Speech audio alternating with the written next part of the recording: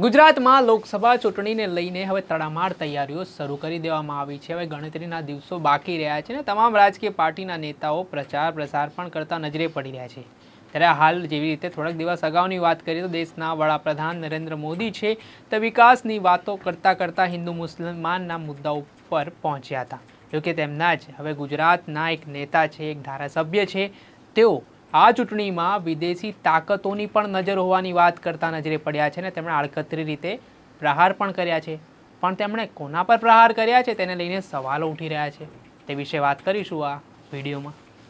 વૈષ્ણવજન તો તેને કહીએ જે પીડ પરાઈ જાનાને રે।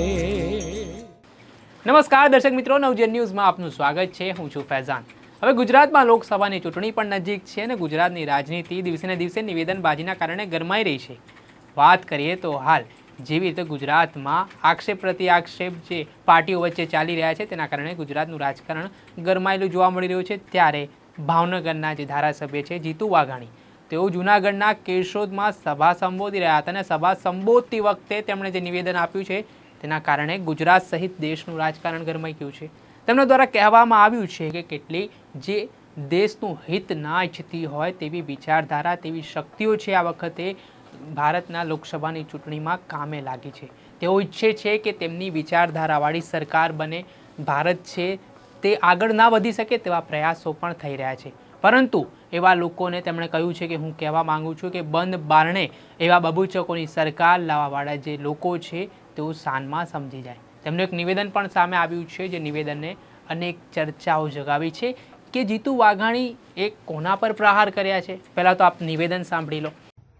જે ભારતનું હિત નથી જોતા એવા લોકો પણ આ ચૂંટણીની સામે નજર નાખીને બેઠા છે।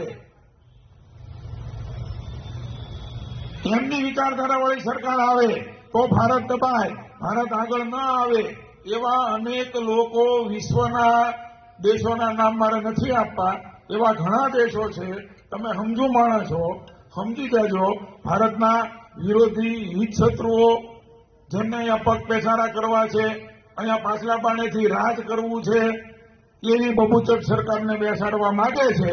મોદીજી જેવી હાવજના ભૂમિમાં શું હાવજ સરકાર બનાવવા માંગતા નથી, એવા લોકો તે અત્યારે સક્રિય થયા છે। એનાથી જાગૃત થઈને માત્ર ભારતમાં ભારતીય જનતા પાર્ટીના વિચાર વિરોધી લોકો જ નહીં, ભારતના હિત શત્રુઓ જે અન્ય દેશો છે એ કામે લાગ્યા છે, એને જવાબ દેવાનો સમય હાથની મેં છે।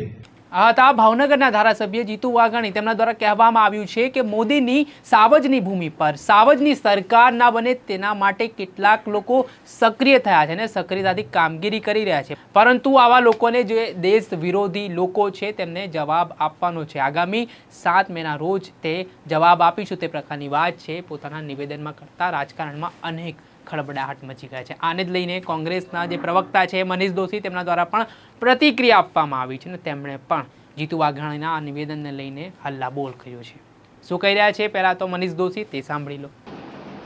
જે રીતે સમગ્ર રાજ્યમાં લોકસભાની અંદર ગુજરાતમાં મતદાતાઓના મિજાજ ભાજપાના નેતાઓને ઠેર ઠેર એનો પરચો મળી રહ્યો છે। મોંઘવારી ને બેરોજગારીથી પ્રજા ત્રસ્ત છે અને ભાજપાના નેતાઓ મસ્ત છે, ત્યારે જનતાએ નક્કી કરી લીધું છે કે ભાજપા ભગાવો, દેશ બચાવો। તેવા સંજોગોમાં ભાજપાના એક પછી એક નેતાઓ વાણીવિલાસ કરીને પોતે સમાચાર માધ્યમોમાં ચમકવા માટે જાહેર નિવેદનો કરી રહ્યા છે। એલફેલ નિવેદનો કરીને પોતાની હાજરી પુરાવે છે કે અમે પક્ષમાં સક્રિય છીએ। તેમને ઘણા સમયથી તેમની કામગીરીના કારણે પક્ષે એમને મૂળભૂત કામગીરીમાંથી દૂર રાખ્યા હોય, ત્યારે ફરી કામગીરીમાં જોડાવા માટે તેઓ આવા પ્રકારના ગેરવ્યાજબી નિવેદનો કરીને સમાચાર માધ્યમોમાં ચમકી રહ્યા માટેનો નિષ્ફળ પ્રયાસ કરતા હોય છે। તેવા સંજોગોમાં જીતુભાઈ વાઘાણી અને ભાજપાવાળા નિરાધાર આક્ષેપો કરી જનતાના મિજાજને એ પરચાથી બચવા માટે એનકેન પ્રકારે પ્રયત્ન કરી રહ્યા છે।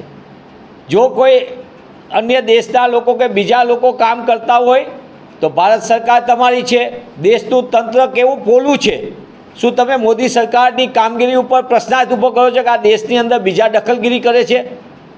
જીતુભાઈએ કરેલા નિવેદનમાં એ કોને, ગુજરાતની સરકારને બબૂચકો કહેવા માગે છે કે કેન્દ્રની સરકારને કહેવા માગે છે? જીતુભાઈની વાત તો એવી છે કે પોતે જ મંત્રીમંડળમાં નીકળી ગયા એટલે બબૂચકો રહી ગયા છે એવી વાત કહેવા માગે છે. મને એવું લાગે છે કે જીતુભાઈને દુખે છે પેટ ને કૂટે છે માથું. આ હતા કોંગ્રેસના પ્રવક્તા મનીષ દોશી. તેમના દ્વારા કહેવામાં આવ્યું છે કે ભારતીય જનતા પાર્ટીના નેતાઓ છે તે વાણી વિલાસ કરતા નજરે પડી રહ્યા છે. મોંઘવારીનો મુદ્દો હોય, બેરોજગારીનો મુદ્દો હોય, જેવી રીતે જનતા તેમને પરચો આપી રહી છે તેના કારણે તેઓ ક્યાંક ને ક્યાંક આ પ્રકારના એલફેલ નિવેદનો આપતા નજરે પડી રહ્યા છે અને આ પ્રકારના નિવેદનો આપીને તેઓ મીડિયામાં એનકેન પ્રકારે ચમકવાના પ્રયાસો પણ કરતા જોવા મળી રહ્યા છે. આટલેથી ન અટકતા તેમણે એવું પણ કહ્યું કે હાલમાં ભારત દેશમાં સરકાર તમારી છે, તંત્ર તમારું છે, તો પછી જે દેશ વિરોધી લોકો જે આ ચૂંટણીમાં નજર લગાવીને બેઠા છે તો તમને પકડવાનું કામ કેમ નથી કરતી, તેને લઈને પણ તેમણે સવાલ ઉઠાવ્યા છે. અને સાથે જ જીતુ વાઘાણીએ જે નિવેદન આપ્યું છે તેને લઈને મનીષ દોશીએ એવું પણ કહ્યું છે કે જીતુ વાઘાણી છે તે પોતાની ગુજરાત સરકારને અને ભારત સરકારને જ ક્યાંક ને ક્યાંક આડકતરી રીતે પ્રહાર કરી રહ્યા છે. જોકે જીતુ વાઘાણીના આ નિવેદનના કારણે હવે અનેક ચર્ચાઓએ જોર પકડ્યું છે. દર્શક મિત્રો, તમને શું લાગે છે, તેમણે કોના પર પ્રહાર કર્યા છે અને શું તેઓ દ્વારા જે વાત કરવામાં આવી છે તે કોમેન્ટ બોક્સમાં તમે તમારો મત છે તે જણાવી શકો છો. દર્શક મિત્રો, અત્યાર સુધીમાં બસ આટલું. આવા નવા વિડીયો સાથે આપણે માહિતગાર કરતા રહીશું. એટલે નવજીવન ન્યૂઝની ચેનલને આપ લાઇક કરો, સબસ્ક્રાઇબ કરો અને વધુમાં વધુ શેર કરો. નમસ્કાર. વૈષ્ણવજન તો તેને કહીએ જે પીડ પરાઈ.